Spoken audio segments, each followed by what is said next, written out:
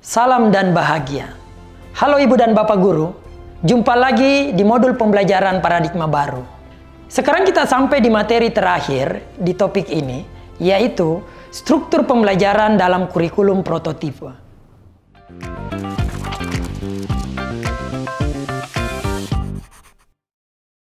Ibu dan Bapak Guru, pembelajaran dengan paradigma baru merupakan upaya menumbuhkan pembelajar sepanjang hayat yang sesuai dengan profil pelajar Pancasila. Proses pembelajaran dengan paradigma baru dilaksanakan melalui kurikulum prototipe yang memuat program intrakurikuler, ekstrakurikuler, dan program penguatan profil pelajar Pancasila. Bagaimana pelaksanaannya pada setiap jenjang? Apa saja perubahan utama pada struktur pembelajaran kali ini? Yuk kita langsung saja pada pembahasannya. Intrakurikuler berisi muatan atau mata pelajaran dan muatan tambahan lainnya seperti muatan lokal jika memang ada di satuan pendidikannya. Berbagai kegiatan dapat dilakukan untuk membantu murid mencapai kompetensi yang diharapkan. Rancanglah kegiatan yang menarik, membangun rasa ingin tahu murid, dan dihubungkan dengan kehidupan atau lingkungan sekitarnya sehingga menjadi bermakna. Dalam proses pembelajaran, Ibu dan Bapak Guru memfasilitasi murid untuk mengamati, bertanya, dan mengumpulkan informasi dari lingkungan nyata, menalar kritis, mengasosiasi, dan mengkomunikasikan temuannya. Dalam setiap tahapan tersebut, murid melakukan refleksi terhadap proses belajarnya. Semua proses ini dilakukan dalam suasana aman, nyaman, saling menghargai, dan sesuai kebutuhan murid. Apa yang dapat kita lakukan untuk membantu murid dalam mengumpulkan informasi dari lingkungan nyata? Berikut adalah beberapa contoh yang bisa dilakukan. Misalnya, memberikan kesempatan pada murid untuk ke halaman sekolah dan belajar tentang tanah pada pelajaran IPA, atau ke pasar untuk observasi dan mewawancarai pedagang dan pembeli saat belajar tentang proses jual beli pada pelajaran ekonomi. Wah, seru sekali ya. Lebih lanjut, Ibu dan Bapak dapat melihat beberapa perubahan utama pembelajaran di setiap jenjang pada kurikulum prototipe ini. Apa saja ya?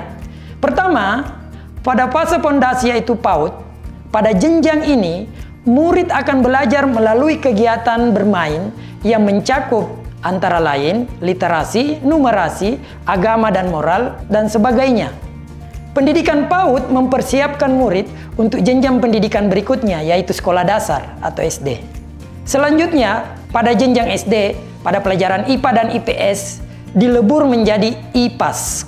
Hal ini didasarkan pada pertimbangan bahwa anak usia SD masih dalam tahap berpikir konkret sederhana, holistik, komprehensif, dan tidak detail.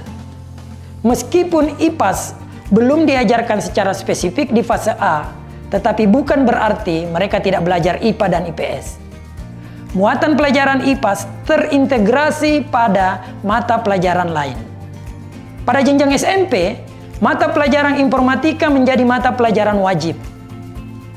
Pada jenjang SMA, murid lebih dipersiapkan kepada minat yang menunjang pilihan pendidikan pada jenjang berikutnya, sehingga pembelajaran dibagi menjadi mata pelajaran umum dan program peminatan. Program peminatan dimulai di kelas 11. Pada program peminatan di SMA, murid diperbolehkan mengambil beberapa mata pelajaran pilihan sesuai minat, bakat, dan aspirasinya. Meskipun pelajaran itu lintas jurusan. Dalam program peminatan, apabila sumber daya memungkinkan, sekolah juga dapat membuka kelas mata pelajaran baru. Misalnya, kelas bahasa Jerman, kelas tata boga, kelas budidaya kopi, dan lain-lain. Untuk jenjang SMK, sekolah dapat mengambil kelompok mata pelajaran vokasi dan prakarya yang berkolaborasi dengan masyarakat industri sekitar, sehingga pembelajaran disesuaikan dengan kebutuhan dunia kerja dan industri pada lingkungannya.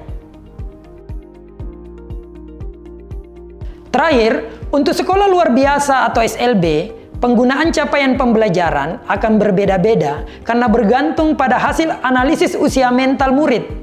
Karena meskipun usia kronologisnya sama, tapi bisa saja usia mentalnya berbeda. Untuk kegiatan ekstrakurikuler, kegiatannya tetap diadakan pada pembelajaran dengan kurikulum prototipe. Pelaksanaannya dapat dikembangkan oleh satuan pendidikan sesuai dengan kapasitas dan minat karakteristik murid. Selanjutnya, mari kita bahas mengenai pembelajaran proyek.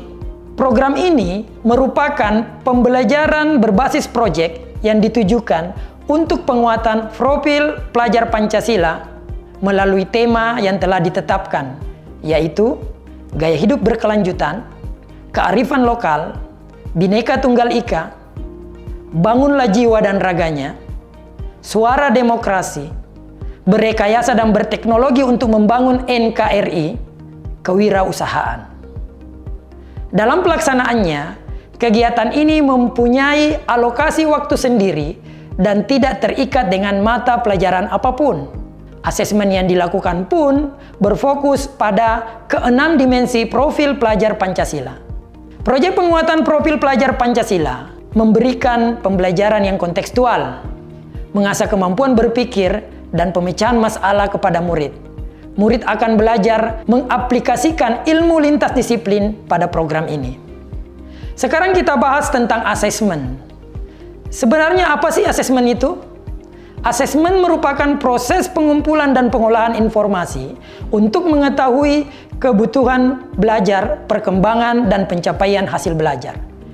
Kita mempunyai kewenangan untuk merancang, menentukan teknik, dan waktu pelaksanaan asesmen sesuai dengan kondisi dan kebutuhan. Dalam hal ini, asesmen berperan memberikan informasi sebagai umpan balik bagi guru, murid, dan orang tua agar dapat memandu mereka dalam menentukan strategi pembelajaran selanjutnya. Hasil asesmen juga menjadi bahan refleksi untuk meningkatkan mutu pembelajaran. Dengan demikian, asesmen yang dilakukan di kelas bukan hanya memberikan data perkembangan belajar murid, tetapi juga upaya untuk terus meningkatkan kualitas pembelajaran. Ini akan dipelajari lebih lanjut pada topik asesmen. Ibu dan Bapak Guru, pada pelaksanaan kurikulum prototipe, satuan pendidikan juga memiliki kebebasan untuk menentukan alokasi waktu pembelajaran. Ada 3 alternatif model pembelajaran yang dapat diadaptasi, yaitu model reguler, blok, dan model kolaborasi. Model reguler adalah model pembelajaran yang paling umum digunakan. Setiap pembelajaran dilakukan terpisah antara satu mapel dengan mapel lainnya. Pada model blok, waktu pelajaran dikelola dalam bentuk blok-blok waktu. Misalnya, dalam satu semester, mata pelajaran IPA diajarkan dalam 3 bulan pertama, kemudian 3 bulan selanjutnya digunakan untuk mata pelajaran IPS. Pada model kolaborasi, guru berkolaborasi sedemikian rupa untuk merencanakan, melaksanakan, dan melakukan asesmen untuk suatu pembelajaran yang terpadu. Misalnya, kolaborasi antara bahasa Indonesia dan seni musik. Murid membuat lirik puisi dan membuat lagu dari lirik tersebut. Dalam menentukan alokasi waktu ini, pertimbangkanlah sarana prasarana, jam mengajar guru, atau strategi lainnya agar pengorganisasian kegiatan belajar berjalan lancar. Ibu dan Bapak Guru, selain keleluasaan dalam menentukan alokasi waktu, kita juga mempunyai keleluasaan untuk memilih dan memberikan perangkat ajar kepada murid, selama masih ada dalam prinsip pembelajaran dengan paradigma baru. Jadi, perangkat ajar bukan saja melalui buku teks, tetapi bisa menggunakan media lain, seperti modul ajar, modul proyek, buku non-teks, video, media cetak, atau media digital. Ibu dan Bapak Guru, sampai di sini materi struktur pembelajaran dalam kurikulum prototipe. Ibu dan Bapak diharapkan untuk selalu ingat bahwa struktur ini didesain dengan prinsip pendidikan yang berpusat pada murid. Sehingga dalam pelaksanaannya harap diperhatikan bahwa masing-masing satuan pendidikan dapat menyesuaikan kurikulum sesuai dengan konteksnya. Setelah semua materi pada topik kurikulum kita pelajari, kira-kira apa yang harus kita persiapkan atau perbaiki dalam penerapan struktur pembelajaran ini di satuan pendidikan masing-masing? Semangat belajar terus ya Ibu dan Bapak guru hebat. Salam dan bahagia.